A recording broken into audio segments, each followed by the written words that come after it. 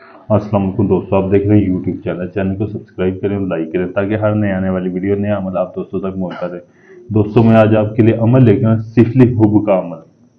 दोस्तों ये नाजायज मोहब्बत के लिए। दोस्तों आपने एक साफ कपड़ा लेना है। साफ कपड़ा लेकर आपने उस कपड़े के ऊपर ये जो आपके सामने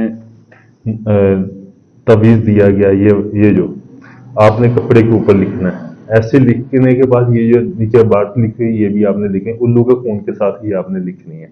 उल्लू के खून के साथ लिखने के बाद आपने फिर जब किसी से सेक्स करना है या आप सेक्स किसी से नहीं कर सकते तो फिर आपने अकेले में अपने इस कपड़े के ऊपर जैसे सेक्स करते हैं इस कपड़े के ऊपर आपने करना है। कपड़े के ऊपर जब ये आपका सब कुछ कपड़े के ऊपर गिर जाएगा, ये कपड़ा गंदा हो जाएगा, फिर आपने वॉशरूम में चले जाना है। वॉशरूम में जाकर आपने इस कपड़े को जला देना है।